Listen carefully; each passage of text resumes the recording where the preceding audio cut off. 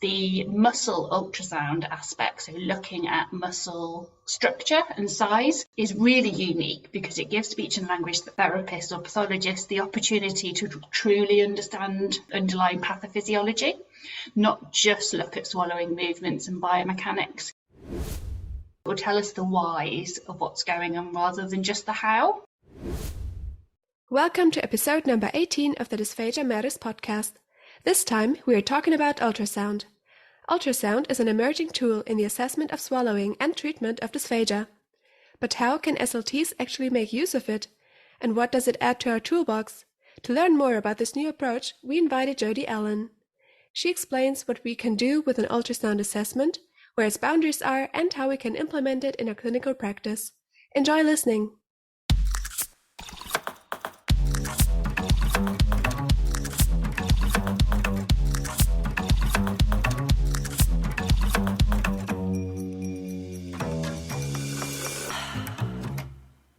Hi, Jodi, and welcome to another episode of Dysphagia Matters. We're really happy to have you. Thank you for having me. Would you mind introducing yourself? Yes, absolutely. So my name's Jodi Allen. I'm a clinical speech and language therapist. By background, I'm currently based at the National Hospital for Neurology and Neurosurgery in London.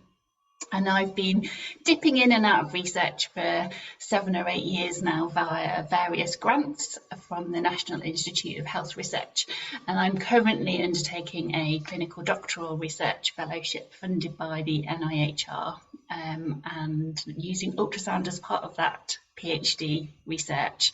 My specialist kind of clinical area is neurology, and so I work most closely with people with progressive neurological diseases and neuromuscular diseases. Yeah, great. Thank you.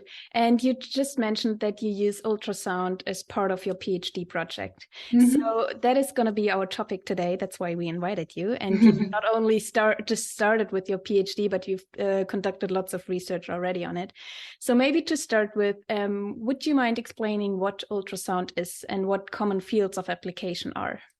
Yeah, absolutely. It's always a good place to start, isn't it? Talking about what ultrasound actually is. So in simple terms, ultrasound is high frequency sound, non-audible sound waves to the human ear. So I'm told that humans can hear up to about 20,000 hertz in audible sound waves, and anything after that becomes non-audible. So we would consider ultrasound to be anything over 20,000 hertz. And so in the medical domain, the high frequency sound waves are emitted from an ultrasound probe and they enter the body, and those sound waves are reflected or echoed back into the probe to create an image. Ultrasound has essentially existed in nature for thousands or rather millions of years. It's been used for bats use it in echolocation to kind of navigate their flight, find food, etc.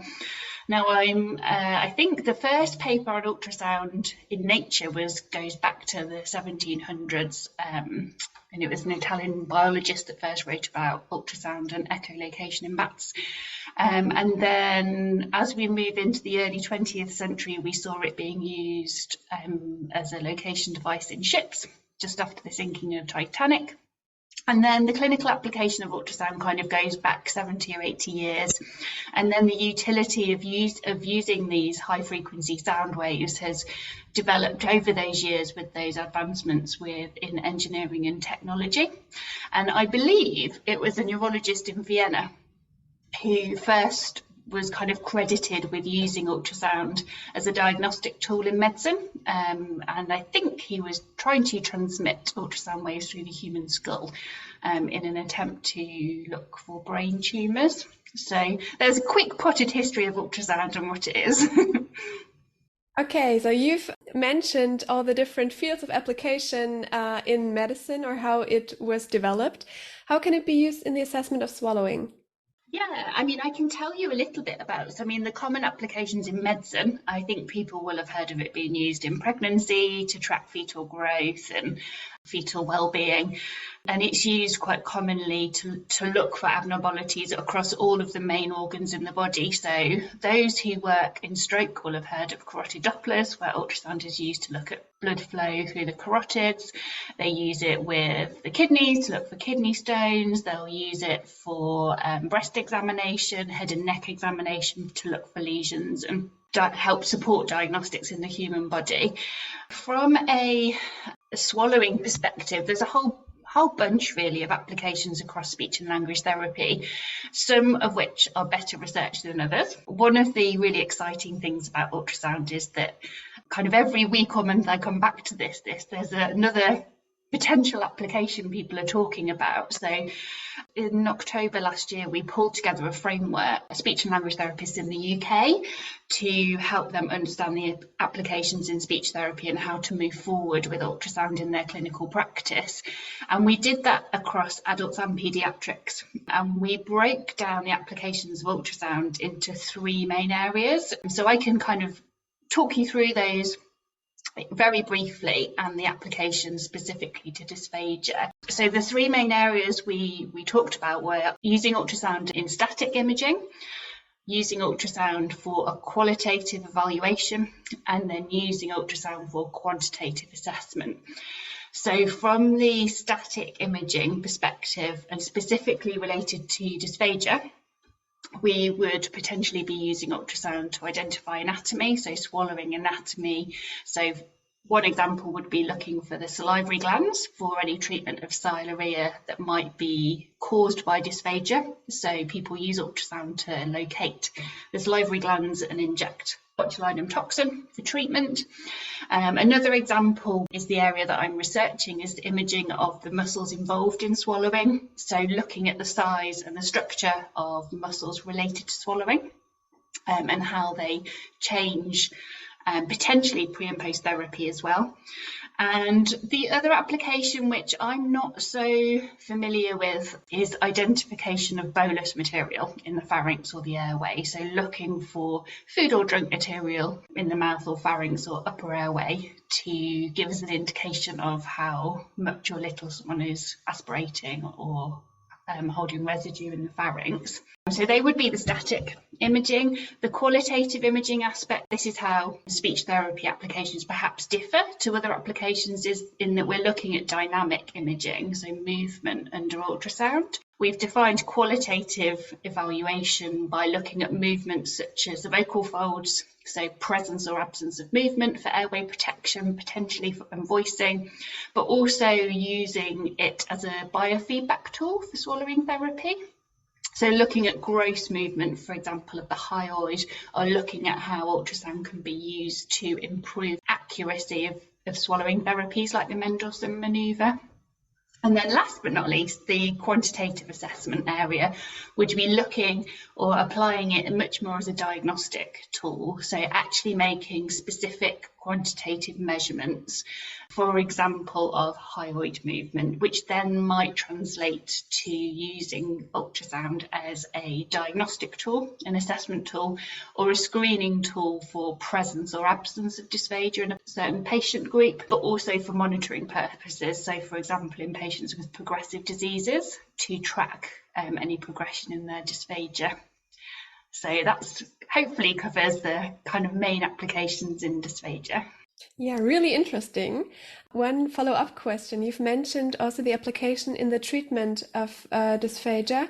Can you explain that a little bit more? How does it look like? Yeah, it's a good question. And actually, our paediatric colleagues are very much ahead of the curve in using ultrasound as a biofeedback tool for speech sound disorders. So there are areas of clinical practice, certainly over in the UK, where it's being used as a biofeedback tool. From a dysphagia point of view, as far as I'm aware, it still very much sits in the research domain. One of my colleagues over in Hong Kong has published a paper about comparing ultrasound versus surface electromyography in a group of non-dysphagic adults and their accuracy of being able to implement the Mendelssohn manoeuvre. I'm not aware of any studies like that in a patient cohort, but I would like to think that feels like a really exciting opportunity to explore in the future. One thing that I think is really exciting about ultrasound with respect to treatment of swallowing disorders is that the muscle ultrasound aspect, so looking at muscle structure and size, is really unique because it gives speech and language therapists or pathologists the opportunity to truly understand underlying pathophysiology, not just look at swallowing movements and biomechanics. So if we're looking at the swallowing muscles, an ultrasound allows us to identify muscles that are smaller or they're more atrophied or have lots of fat infiltration. It will help us understand the problem much better. It will tell us the whys of what's going on rather than just the how.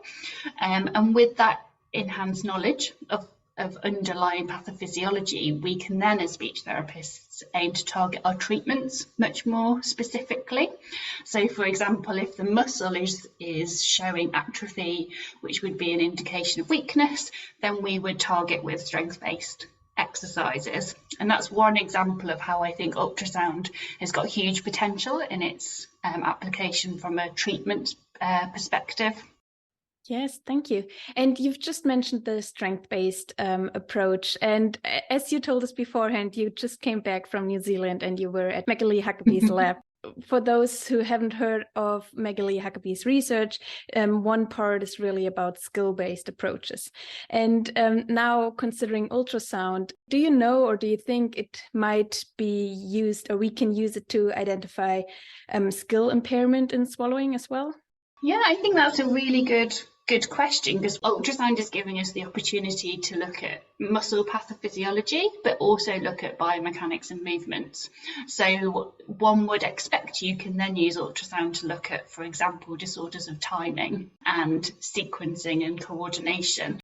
One of the challenges, I guess, of ultrasound is that you don't get a kind of gestalt view of the swallow. So you don't get, like you get in video fluoroscopy, that lovely image of lips all the way down to the upper esophagus. You have to look at one, possibly two swallowing structures at a time. And that might be one of the challenges that we face if we're going to be using it for skill-based training. But if we're looking at one anatomical structure and its movement, then potentially there is application there as well.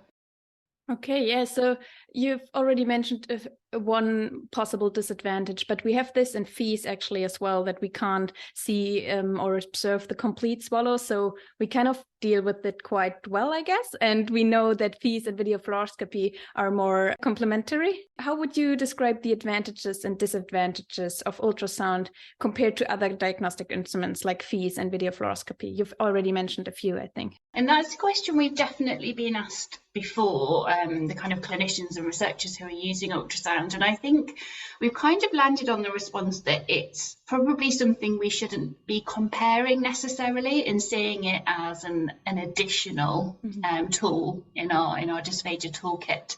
If you were to compare them directly, because they don't all do the same thing, we know that, don't we? Video fluoroscopy and fees show us different things.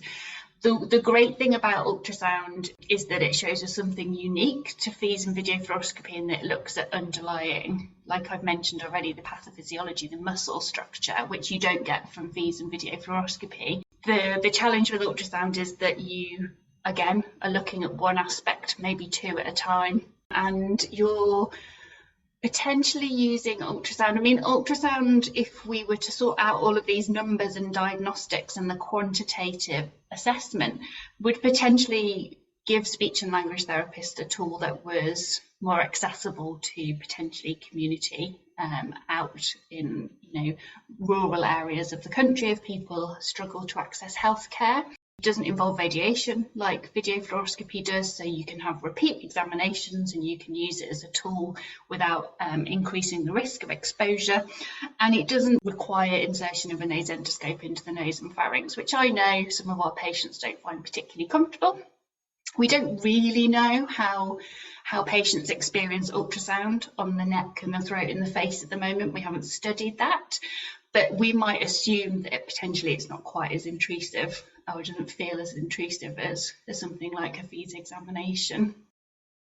So if I decided to start using ultrasound in my clinical practice or in my daily work, what do I need to know before starting using it? Or are there any certificates or courses that I need to visit? Yeah, another good question. And again, we've been asked quite a lot about how people can start training in ultrasound and what skills they need. I was really lucky. I mean, I still consider myself a relative novice in the application of ultrasound. I learned directly from a head and neck sonographer who essentially took me under her wing and taught me, well, not everything she knew. Head and neck sonographers train for years, just like speech therapists do. But it opened my eyes to the things that I didn't realise I needed to know before I picked up that ultrasound probe. I kind of went in with the attitude of, oh, how hard can this be? And, you know, there's a whole bunch of practical skills that you need to acquire.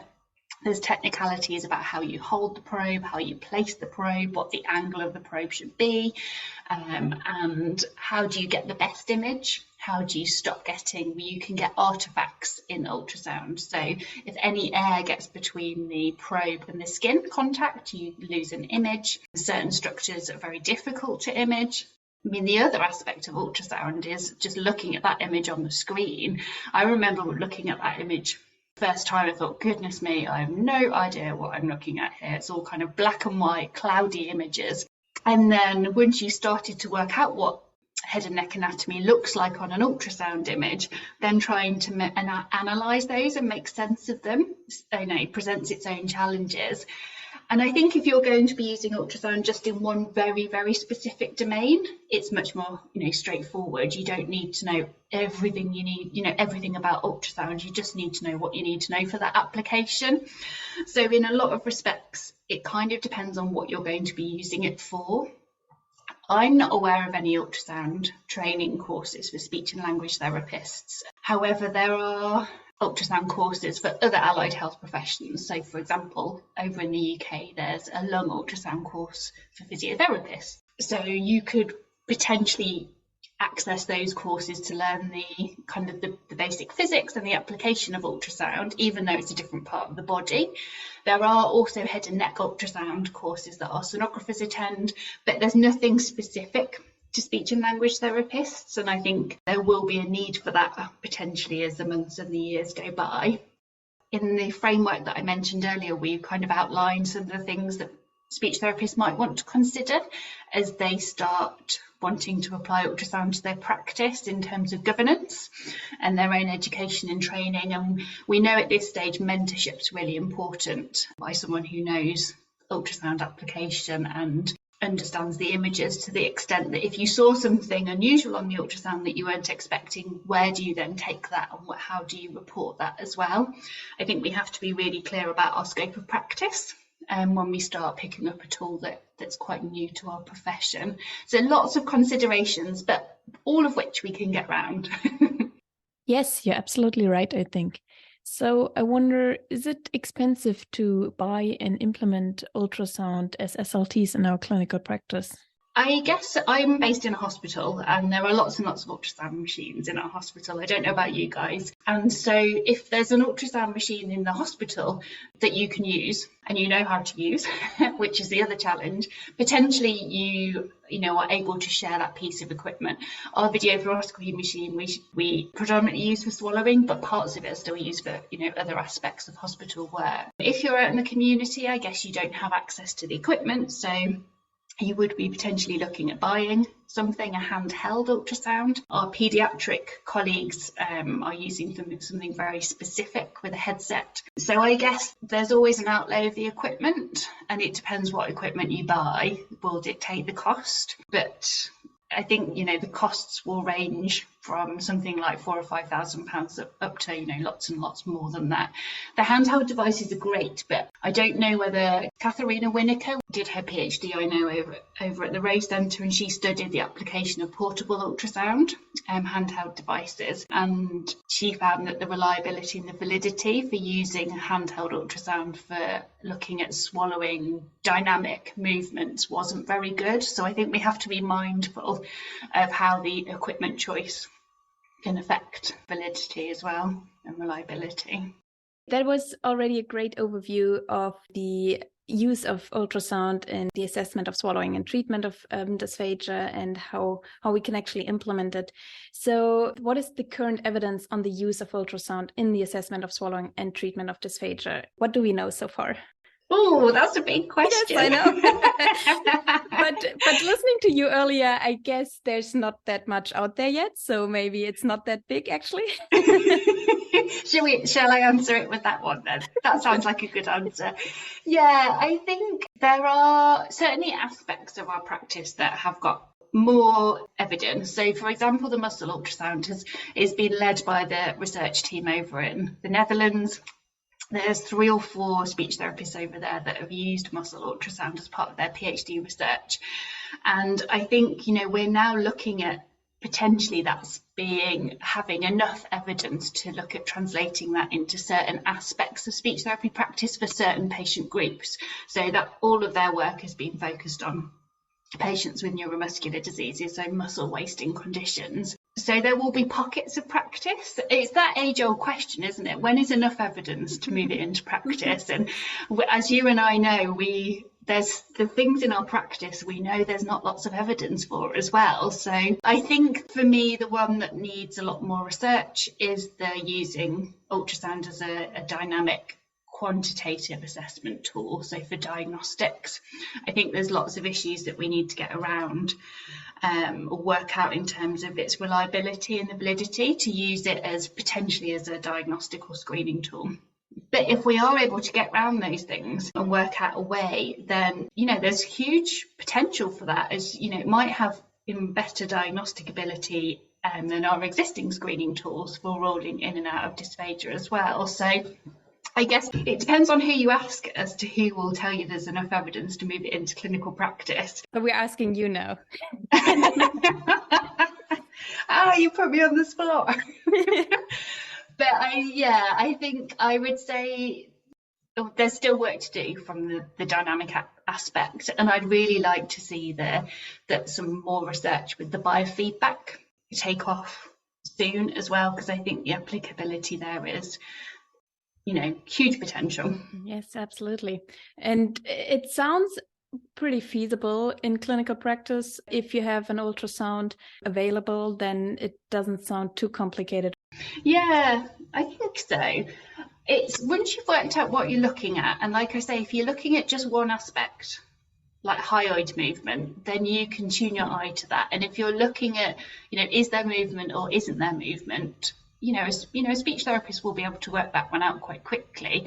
It's just what you take from that. I think as with all tools, the tools that you use are only as good as the person using them. So if you've got the tools in the right hands, then and we use it in the right way, yes, I think, I've learned how to use ultrasound, and, if I can do it, I'm sure everyone else can do it. So it's just how we make sense of those images. Yeah.